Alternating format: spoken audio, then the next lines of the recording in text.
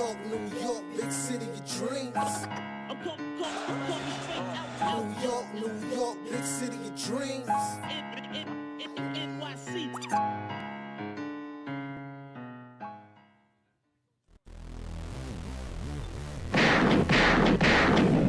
What's going on? This is Jay Ellis from the Knick of Time show, here giving you that Knicks talk just in the nick of time. And the Knicks beat the Magic, guys. We beat the Magic with no AG, no OG, no Julius Randle, no Mitchell Robinson. 98-74. The Knicks had their best defensive showing of the season without those guys. So we gotta bust those gunshots for these Knicks. Deebo had 11 points and 6 assists. Josh Hart had 19 points and 7 rebounds. Hartenstein, he looked good with 3 blocks tonight. McBride with 14 points. Jalen Brunson came in here and scored an efficient 26 points on the night. And my MVP of the game, my guy, my lock brethren, Precious Achiuwa, came in with 15 points, 14 rebounds, 2 steals, and a career high 5 blocks. So we gotta bust those shots for Precious Achiuwa, who put Banchero in jail. All right, the Knicks held the Magic to only 34% scoring in the game. I think that the Magic only shot 23% from 3, and we were just all over them. They held them, Brian. They held them to 74 points. We had the best defensive showing of the season without most of our top guys, and we held them to the lowest scoring game in the NBA season at 74 points. This is amazing. This is amazing. This is one of those impressive wins, especially because the Knicks needed it. All right, the Knicks needed it. Those guys were ahead of us in the standings. We were 5th. They were 4th. Now we have flip-flopped and we're celebrating a win. So bust those shots, celebrate with your neighbor, and we gonna talk about this win because there's a lot to talk about. There is a lot to talk about. And before I talk about it, I'm gonna introduce you to my guy. It's the man, the myth, the legend, the guy with the stats and the facts. Brian G's in the building.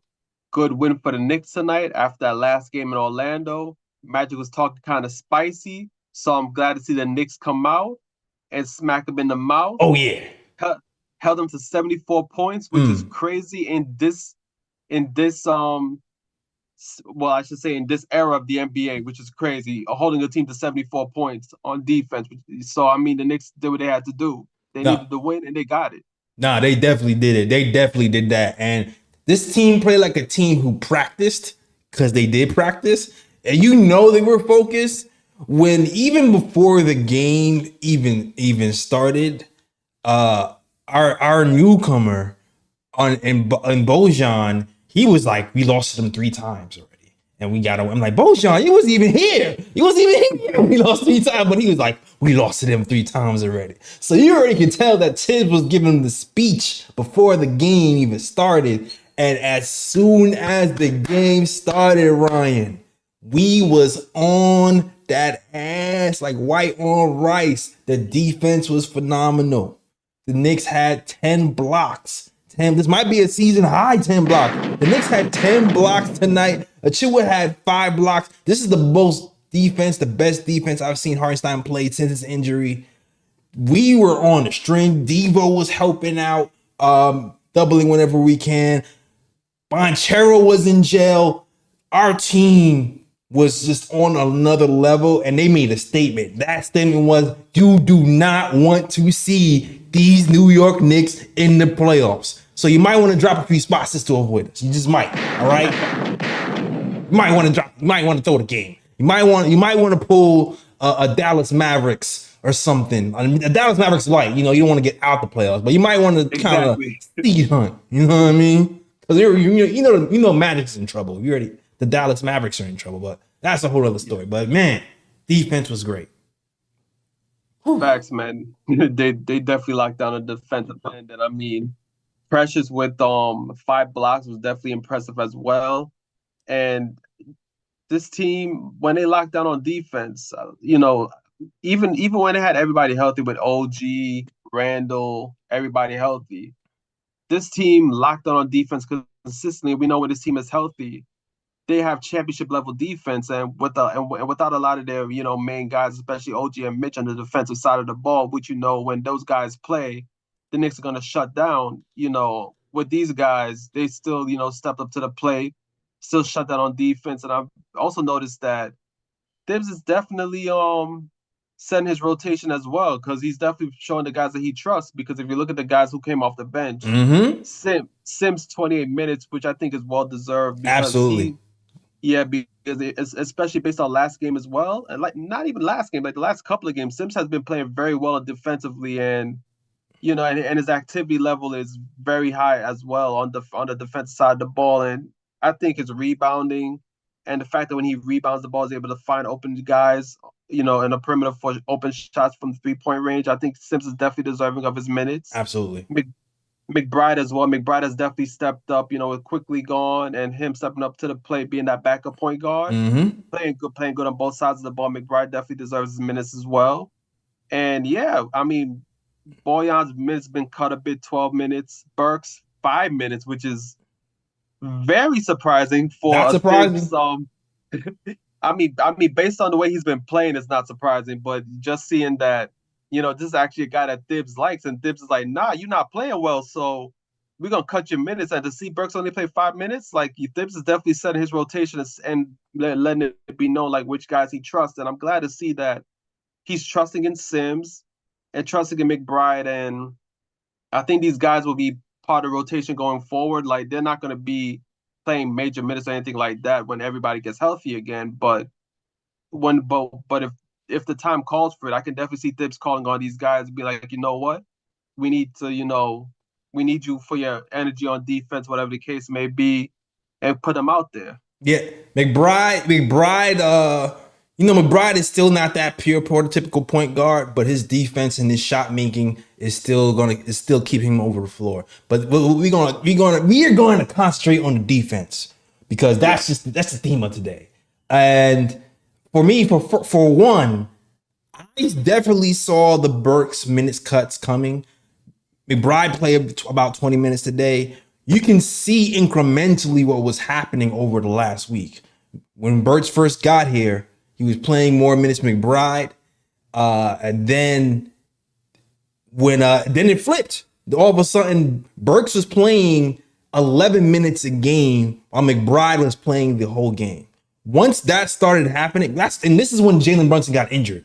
Once that started happening, I was like, wait a minute now. When Brunson comes back, I'm not sure Alec Burks is going to get minutes at all. And to be honest with you, the 5 minutes Alec Burks did get is just really to give Deebo a breather. Because here's the thing about the defense that Tibbs figured out, and what we've been saying on this program for the last few times, Tibbs figured out that you cannot have Bojan and Alec Burks on the floor at the same time. And we've been saying it here for 3 games, and Tibbs probably noticed it first, but because he has to see if it works, he has to give these guys a chance. He gave these guys a chance, but he realized it didn't work. Because if you notice how the rotations are going now, McBride is the first guy in the game. He gives you the defense. Bojan comes in. Bojan is now always playing with multiple defenders on the floor for the most part. Then Bojan comes out. Alec Burks comes in for Deebo, and then they like start the rotation all over again with the starters. Like Tibbs is separating those two, and I don't think it's on purpose because those two together on the floor defensively is a Tibbs nightmare. And when they're separated, you get something like today where the Magic scored the least amount of points in the league in 2024. So kudos to Tom Thibodeau, who it was a matter of time before he got this thing going. Because I looked at some numbers, Ryan. And when Julius Randle and OG Anunoby went down, we were 25th in defensive rating, 29th in 3-point shooting. Yikes. Yeah. and 18th in offensive rating. And during that streak, when we had both OG and Randall, we were 7th in offensive rating, 1st in defensive rating.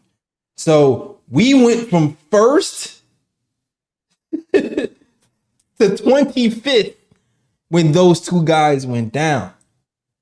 But still, we had our best defensive game of the season without those guys. 2-9. Really good job by Tibbs. Really good job by Tibbs. And I think we have to start with the Precious Achiuwa trade. I mean the Precious Achiuwa trade. Yes. Yeah. We're starting with the Precious Achiuwa trade. I don't know. What did you I think we have to highlight this man because I think we're at the point where we need to be thinking about maxing Precious Achiuwa. I'm just gonna be completely honest. I think we need to pull out the brake truck for the dude and say, hey, we're not trading for a 3rd star, we're gonna max you.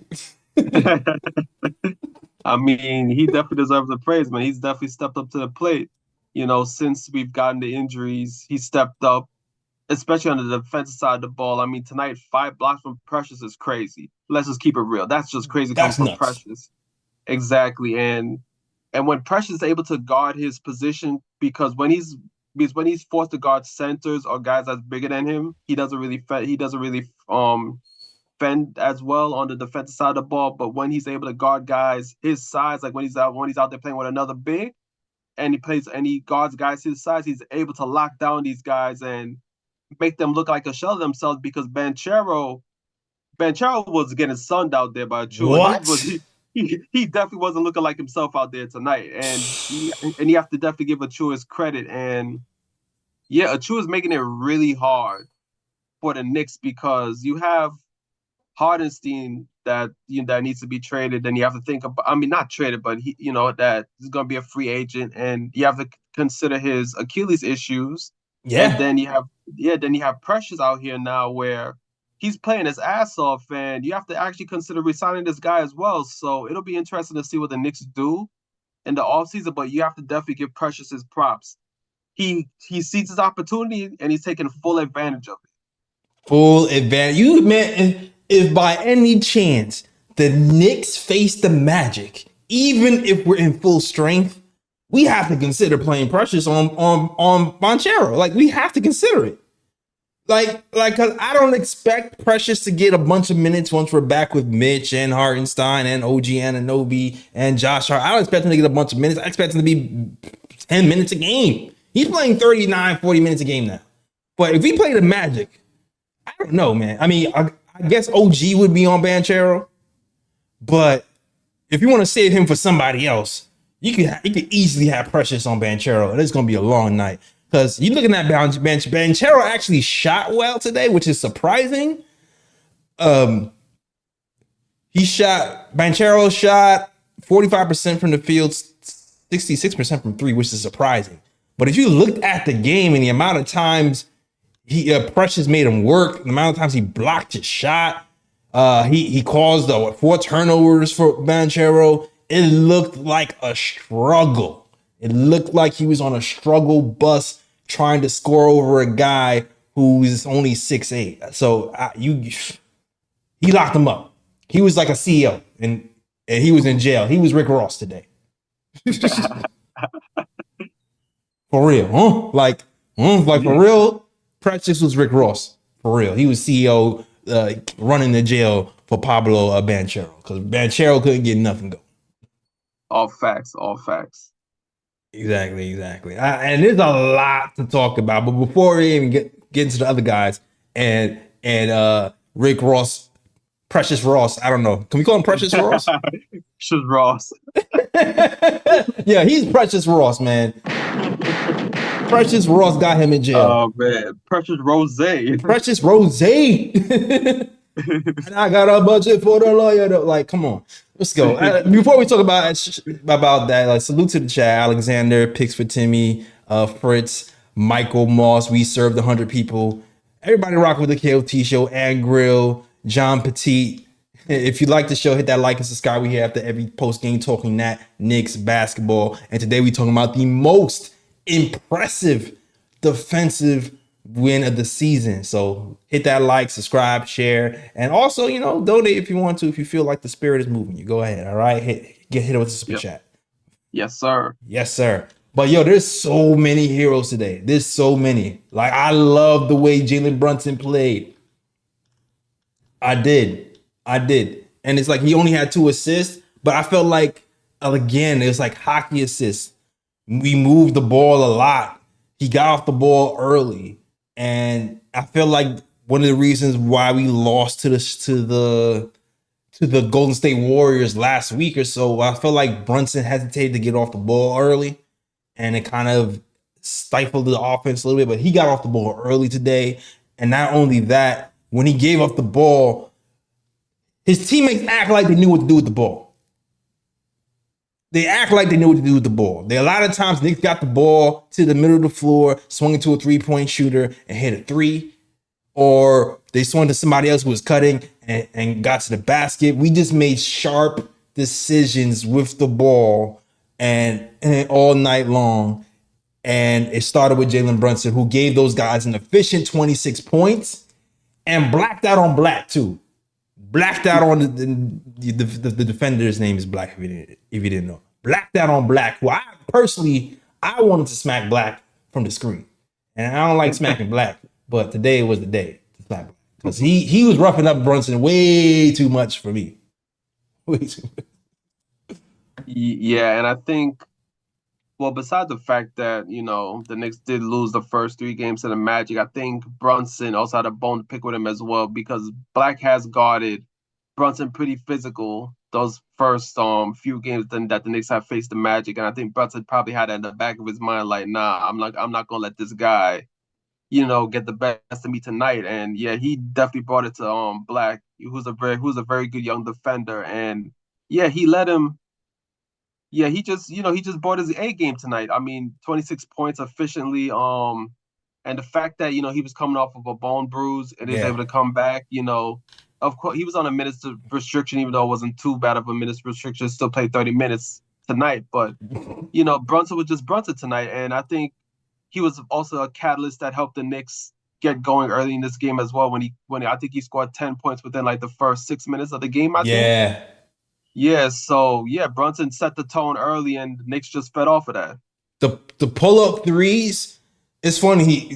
Brunson started this season hitting pull-up threes with regularity, and I like when it drops because it kind of keeps the defense off balance, and I feel like it conserves energy for him because he's such, going to the hole, getting beat up all the time, getting knocked to the floor all the time. It takes a lot out of you, but if you can start the game hitting those threes and those pull-up threes, it really opens up the floor for him. And it makes the Magic pay a lot of attention. And then you can get assist or hockey assist that way. So I'm glad he was able to get to that 3-point shot because I feel like it hasn't been there. That pull-up 3-point shot specifically. The standstill, yes. But the pull-up 3-point shot hasn't really been there for a while. Actually, one of the byproducts of Julius Randle being injured is he hasn't had the amount of open 3-point shots that he used to have. So it was good to see Brunson getting back to the 3-point bully we all know and love. All right. Yes, sir. Which leads me to Miles McBride too. Who played 20 minutes. Because Miles McBride, when he came in for Brunson, the Magic started to creep back in a little bit. And although I still have questions about his playmaking, I'm not questioning his shot making. I'm not questioning his defense. He made a huge 3-point shot to come in the game to push the lead back up. He had an and one with Bonchero closing in on him in the fourth quarter. You heard me talk about his handle all week. His handle looks way more fluid. Go back and watch tape of Deuce McBride handling the ball a month and a half ago and watch him how he's doing hang dribbles now. You already saw him do an in and out and drop Evan Mobley like an old oak tree about 4 games ago. And now he's getting to that pull up baby midi that we saw in some league all the time. Deuce McBride, he's coming along and he's looking efficient. He's looking ready for the playoffs. He's looking ready for a role. And I still have faith, even though the playmaker is not really all there all the time. He's still growing that part of his game out. I still feel like that part of his game next season is going to be there. I remember people doubting Emmanuel Quickly's playmaking a few years ago, and that came along. So I feel like the same thing can happen for Deuce, and it's exciting, man. It's exciting to see what this Knicks team is doing, what Tom Thibodeau, this coaching staff is doing, coaching our players to get to the next level, coaching up Precious to be the defensive presence, coaching up Deuce McBride, who was a low-level second-round pick and is now a backup point guard for the NBA. Really good development happening for these Knicks and Deuce. So great game by Deuce McBride, who made a lot of big shots in his 20 minutes. Yeah, man. I mean, the Knicks and Thibs are definitely crushing narratives, because I thought a narrative that was going on out there by, some toxic Knicks fans are, Thibs don't develop players. The Knicks organization don't develop players, and look, right before our eyes, McBride is growing. Wow. And even when RJ Barrett was here and Quickly was here and those guys were here, they grew under Thibs as well. And it's like, the Knicks and Thibs are just crushing these narratives, these false ass narratives that's out there, because these guys are developing under his watch. And McBride, it's to the point now where when McBride has the ball in his hand, I'm not shaking in my boots. I'm not like, damn, McBride might, do this or do that. Like, I'm actually I actually feel good when the ball's in his hands, because when he's driving to the basket, that mid-range jumper he pulls, like that pull-up mid-range jumper he got, it's clean. That thing's like a teardrop. It's clean. That thing just go high up in the edge and swish, and his 3-point shots getting better. And yeah, like, all that's really missing for McBride's game is a playmaker. Once he gets that under wraps, I mean, he's pretty much our backup point guard right there. Like, he's gonna make that position his. For real. And we already locked him up for 3 seasons on the cheap. On the cheap. The Knicks are thieves. The Knicks are thieves. You're locking up players on the cheap. We got him on the cheap. We got Deebo on the cheap. And you got Josh Hart. I have to talk about. Well, he's not super on the cheap, but Josh Hart has turned it around. The Knicks are doing their thing, man. And I'm happy for Deuce. I'm really happy for Deuce. Facts. And yeah, that mid-range, I'm surprised when he misses it. He missed the mid-range today. I was like, wow, he missed. Okay, all right, he's missing shots. Like, that's the level of confidence I'm in right now with this shot making. It's surprising when he misses. So, and shout out to Josh Hart, who's taking all the flack from Knicks Nation about his shooting.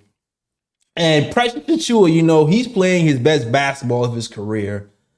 Josh Hart right now is playing his best basketball as a Knick, to me, right now. With his increased role, he's playing, it's his 7th game in a row where he's played over 40 minutes. I know he can't wait for OG Anunoby to get back, but within that time, he's found his confidence shooting. His defenses have been good. His playmaking has been good. He's been getting triple doubles. He's been getting texts too. You need to cut that out. You need to cut that out. I'm like, not gonna hold you. Chill out on the text. But everything else is just coming to fruition. And the 3-point shooting has come around. I don't know what he did during the All-Star break, but he must have been shooting with JJ Redick's son to get that 3-point shooting out. And I don't know if you realize, Ryan, that he lost to a 3-point shooting contest to JJ Redick's son back in the day. I mean, I'll just leave it at this. JJ Redick is a pretty good shooter, so I'm not surprised his son can shoot. I'll just leave it at that. just JJ Redick's son isn't like a teenager. I'm just letting you. I think he's like an actual kid. He might be like 10. I don't know.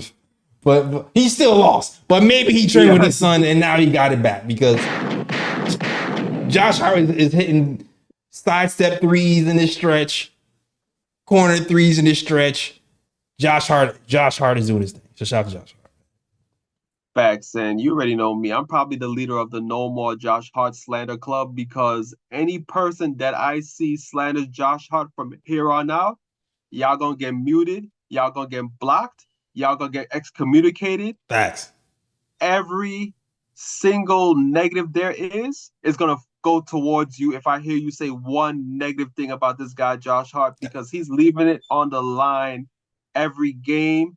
He stepped up his play, not only scoring wise, rebounding over bigs, playing defense, pushing both sides of the ball. Mm-hmm. Like pause, but yeah, like big pause. Yeah, big pause. Hey yo, both sides of the ball. Wow. Okay. But yeah, Josh Hart definitely stepped up his game, and you got to give him his props. And for Josh Hart's sake, I cannot wait for OG Anunoby to come back because my guy's gonna go back to play probably 30 minutes a game, which is more so, his ballpark of the minutes he plays, because my man is definitely putting in work, playing over 40 minutes a game for 8 games in a row now. Yeah. Mm-hmm. Give that man a break. Give that man a break. Plus 23, second highest plus minus on the night. Once again, 42 minutes this game. 42 minutes, 8 of 12 from the field. 3 of 5 from 3, shooting 60%. I feel like he has to be shooting over 50% from 3 over the stretch. He has to be. I have to look that up. But woo! Josh Hart. Salute to the chat, man. Salute to the chat. Shout out to Timmy. Shout out to Timmy, who sends a super chat. $4.99 super chat that says Achiuwa. Appreciate you, Timmy. Thank you for the support. All right, man. Well, is there anybody else I need to talk about? I feel like I talked about a lot of people. Yeah. Whew. Am I leaving it? Hartenstein looked good defensively. It's the best he's looked in a while in his short 20 minutes. I'm still worried about Deebo a little bit.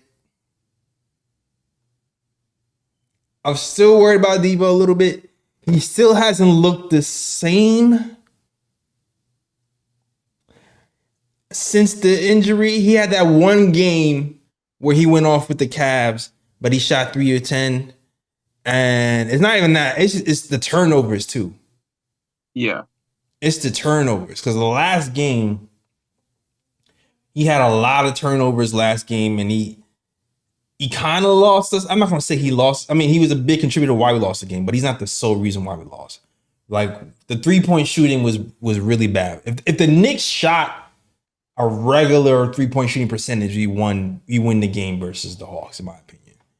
But he had 6 assists, which is good, but 5 turnovers today. 5 turnovers. But the thing about Deebo is he still plays phenomenal defense. He still has 2 steals. And even with the steals, I don't know how many deflections had, but I feel like the way he double teams and how timely he double teams, I'm pretty sure he had his hands on a lot of balls and and probably got a lot of deflections as well. So, but I still want to get some more shot making from him. And people came in touting the playmaker. Oh, he's a point guard. The playmaking hasn't really been there. It seems like Josh Hart's playmaking has been over Devo's playmaking, really, which is a little backwards. But yeah, it is what it is. I'm still worried about Deebo a little bit. Yeah, I think for me it's probably tired legs. I think maybe the minutes are getting to him a bit. Yeah, I think the legs. I think like probably the excessive minutes, and it's taking his legs are shot, so he's not able to like knock in as many shots as he has. I think once the Knicks get healthy and he's able to get a bit more rest, and play his normal minutes, I think, he'll find his stroke again. I just think it's like a slump right now, where it's like he's just playing too much minutes and his legs are probably shot because of it. That's a good point. That's a really good point. Shout out to Parrish Duggar, who says Sims' perimeter defense, stopping the pick and roll every game, has been a game changer. That's why he leads us in plus minus since the All-Star break. That's a gem. That is a gem. I did not know that he's leading us in plus minus since the All-Star break. Plus 10 tonight, played 28 minutes. I felt like, you know what? Against bigger teams, I feel like we need him a lot more. And I'm glad Tibbs used him today and gave him 27 minutes against this big team. For sure. Yeah. All right.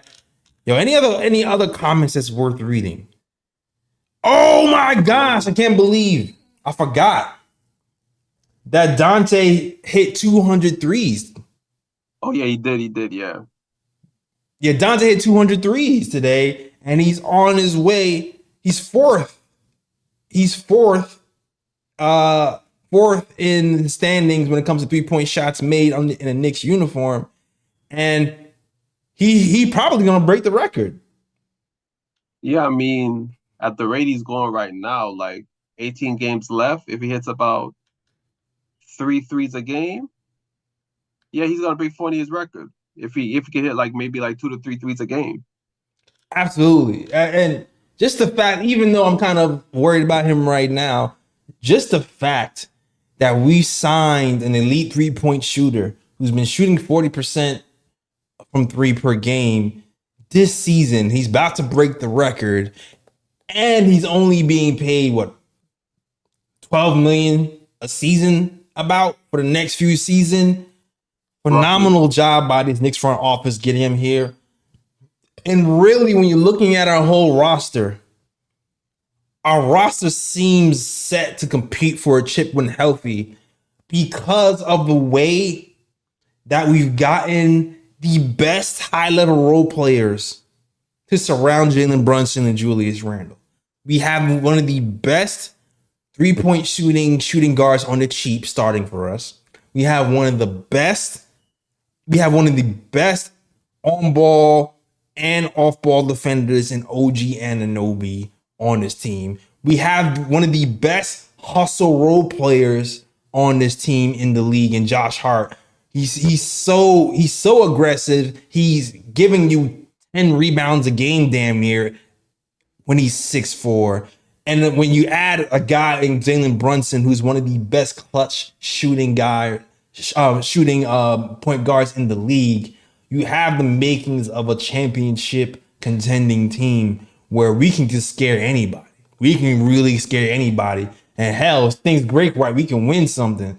And to me, it's always right now about Randall coming back healthy, in the right state of mind, in rhythm, and just being that second guy when Brunson doesn't have it, or when he's being doubled too much, who's going to take us to the next level. But the front office, after getting a lot of heat from Knicks players and Knicks Nation, not Knicks players, just Knicks Nation, their patience has really paid off. And we're building a complete team, and I'm loving it. Down to even Miles McBride, who's one of the best perimeter defenders at the backup point guard spot, who shut down Maxey just a few weeks ago, and is now becoming an elite 3-point shooter in his own right. So, just really masterful job by the front office and Leon Rose. Yes, sir. Mm-hmm. All right, man. Salute to the chat. I see you guys. Man, I forgot. I need to remember to because sometimes y'all comments in the chat, I be loving y'all comments in the chat, and I forgot. I need to bring back the comments of the week or something, because y'all be hilarious in the chat. Y'all be dropping gems in the chat, and I appreciate you guys. Next time when I remember beforehand, I actually put the chat on screen, and I'll shout out you guys who do something in the chat, who say something in the chat that really resonates. All right. But let's get to it. Ryan, do you have any bro picks today? I do have a broad pick. Yeah, I do have a bro pick actually. Yeah, I got a couple actually. My first bro pick goes to the one, the only Sergeant Sources. Sergeant. Bruh. Okay, wait. But if you don't know what bro picks are, it's the first time here.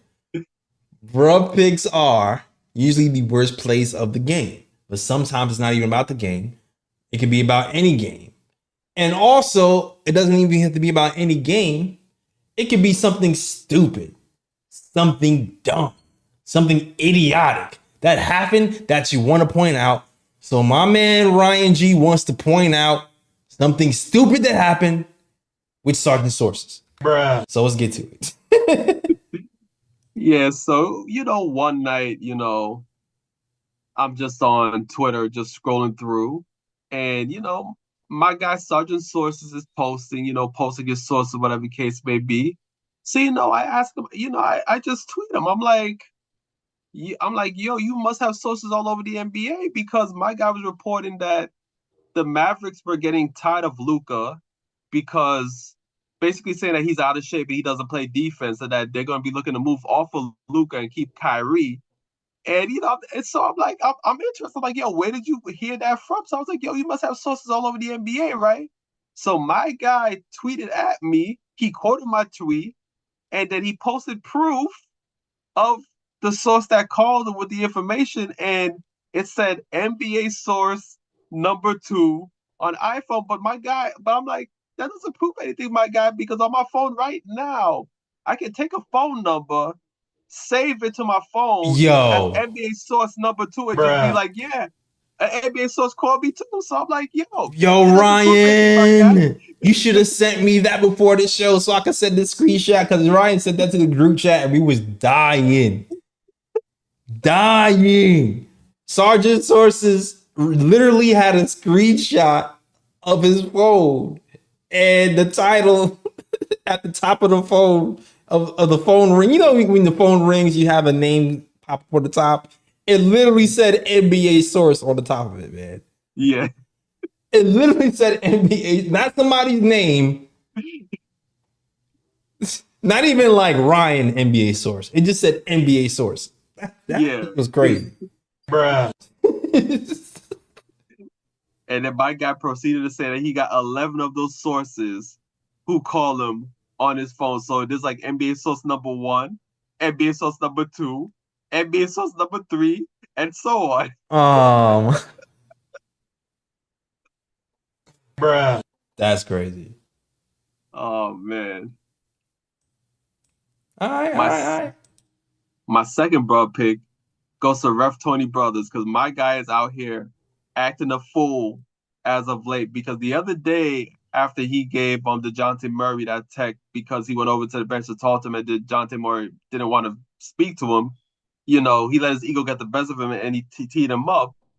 Now they showed more tape on my guy Tony Brothers. The other day, Matherin came to him because he thought that he missed a call, and he came up to him talking, and my guy didn't even bother talking to him. My guy Tony Brothers was like, that way. He just pointed and he said, if you read his lips, he said that way. And my guy Matthew was like, you know what? I'm just gonna go that way. I'm not even gonna even bother arguing this no more, getting a tea. I'm just gonna go that way. I'm gonna listen. Damn, yo, he got people shook right now. Tony out here like a crook, man, abusive power. I can't imagine him as a cop, dog. Tony Brothers as a cop would be one of those stop resisting guys who's beating you up. It's like stop resist. Like he be one of those. Yo. I don't exactly. And then the other night again, I think he was referencing the Nuggets and the Celtics. Jaylen Brown went in for like a layup or something like that, and Jaylen Brown thought he got fouled. So Jaylen Brown looked at him and like gave like one quick clap, like I don't even think he said something. I just think I just think he looked at Tony Brothers and gave him one clap, like basically saying like, yo, come on, where's the foul? And my guy Tony Brothers was like, you know what? Nah, teed him up too. Damn, bruh. Tony Brothers out here. Don't play with that, man. Don't play with that, man. Josh Hart would definitely get a tech from Tony Brothers. Josh Hart gotta watch it. For real. Josh, I don't know how many texts he got left before he gets suspended, but he gotta watch it. You shouldn't be beating Jamon Green. Or even though Jamon got suspended, and that's probably why he's the only reason why he's beating him. But still, he needs to chill out. Exactly. And then my last bro pick goes to me because, sometimes I'll bet, I'll place a bet here and there. I do a parlay every now and again. So I had a 4-leg parlay. I had, because I take betting advice from different Twitter accounts, whatever the case may be that I follow. Their algorithms actually work. So I'm like, you know what, I take their bets and then I place 1 or 2 bets on something that I'm pretty confident on. So the bets I placed were Nashville versus the Sabres in hockey for Nashville to win. That hit. And the guy got the score right too. He predicted a 4-2 scoreline, and it was really a 4-2 scoreline. I was like, God damn. Wow. Yeah. I predicted Luka plus 30 points. He got the plus 30 points. I bet Tyrese Halliburton plus 10 assists. Halliburton hit the plus 10 assists.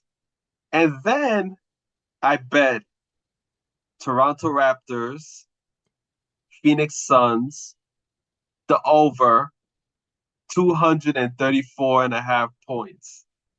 Because I was like, you know what? This is in Phoenix. Toronto plays bad defense on the road, which means Phoenix is going to put up points. And Phoenix is not that great defensively as well, and Raptors can put up points also. So I was like, okay, you know what? They're gonna get this over. The game goes on. I was like, okay, it's running close. I'm like, all right, I have a shot. I'm gonna need Toronto to keep this game close for it to have a shot. Toronto fouls with I think about 1 minute left on the clock. Phoenix goes up by 11. I'm like, okay, they're gonna probably play the fouling game now. I'll get my over, whatever the case may be. And you know what Toronto does? What? They give up. They give up. And then to make it even worse, Toronto scores another 3 and another 2 during that last minute to leave them at 233 points, where I needed just one more bucket to hit the damn over. Oh man, damn!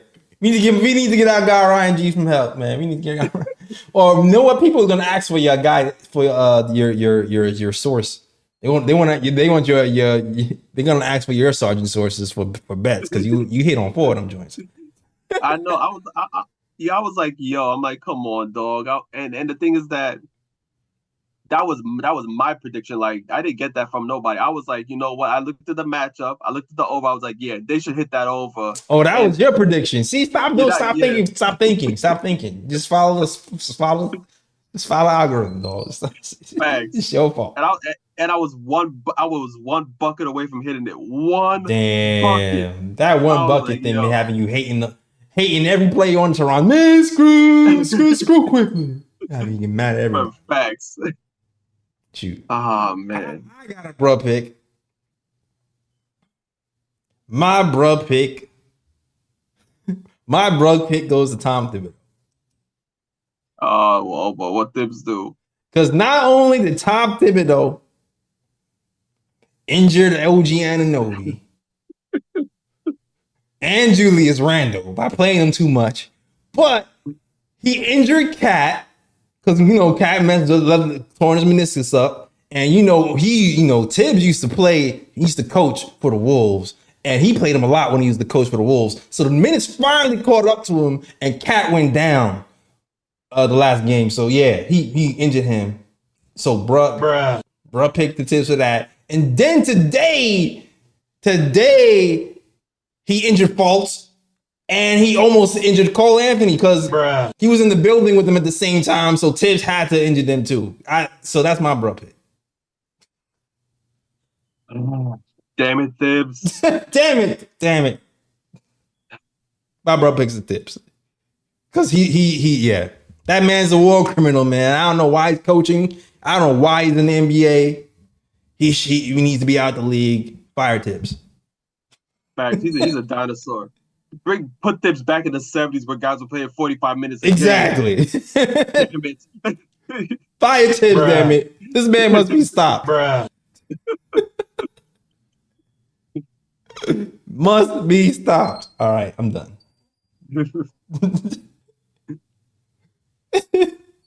Yo, you know what's crazy? I don't know how did Fultz run into the back of Dante's foot? Dante didn't even see him. Dante avoids injury, but Fultz ends up injured, yo.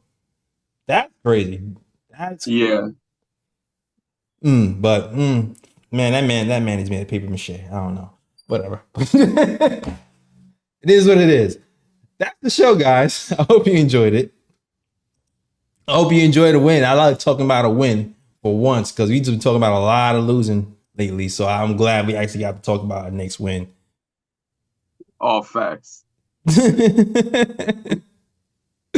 All facts. But that's the show. Thank you guys for watching. Shout out to Pete. Shout out to Stanley. Shout out to Anna Grill. Shout out to Picks with Timmy. Shout out to Michael Moss. Shout out to Parish Tire Stugger. Everybody rock with the show. I appreciate you. We served 100 people. We here after every game talking Knicks basketball. And I appreciate you guys being here. All right. So, Ryan G, let them know where can we find you, man.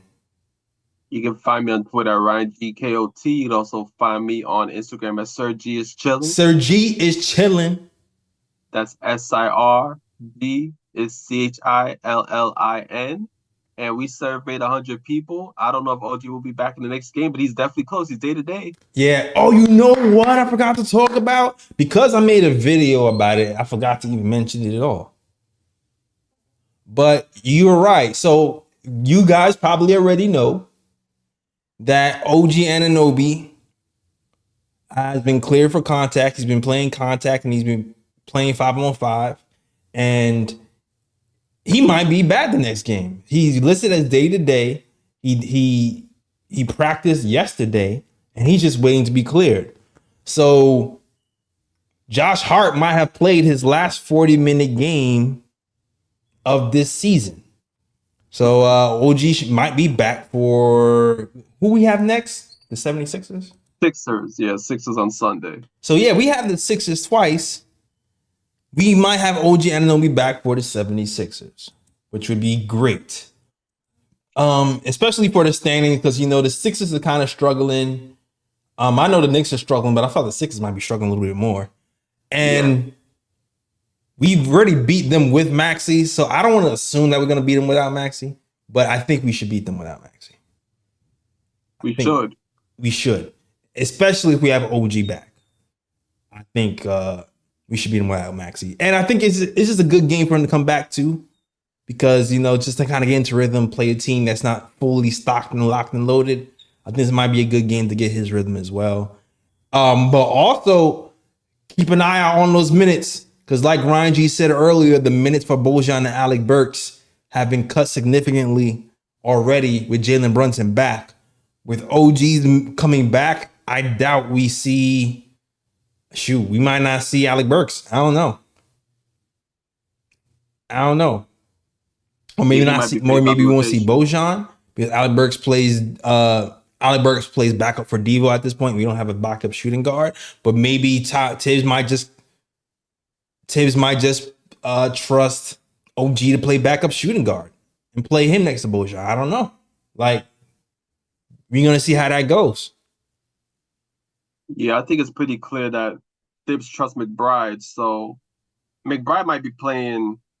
Sometimes he might be in for Brunson, and maybe other times, maybe he might go to a Brunson McBride backcourt sometimes, depending on how he feels. But I know Thibs like to play a bit bigger. So, yeah, I mean, it might be OG taking some of those backup shooting guard minutes because Burks isn't claiming the way he's playing, he's not gonna get no playing time. So he looking real Kemba Walker-ish. I don't know.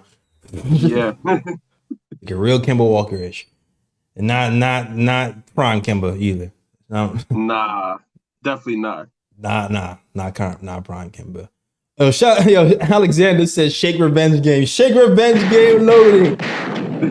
Shake revenge game loading. Oh, let's get it. Hell yeah. Thanks. Get Shake some minutes, damn it. end this game early so we can see Shake get to shaking. I want to hear Clyde say shake and bake one time. Facts. All right. Now we can close for real. All right, man. That's the show. Thank you guys for watching. You can follow us on the KOT Show on Twitter, the Knick of Time Show on Instagram, and the Knick of Time Show on Facebook as well. All right. Also, hit that like and subscribe button and subscribe to the channel as well. Share. And we should be getting Lee back on Sunday. Lee is hyped to come back. He said he's gonna be playing the Stone Cold music when he comes back, and he's gonna be turned up. You already know it's gonna be mad. There's gonna be a lot from Lee. It's gonna be predictions. It's gonna be hot takes. All that stuff is probably coming on Sunday. So definitely stay tuned for that. And you know, it's like Women's Day. So Ebony didn't come today.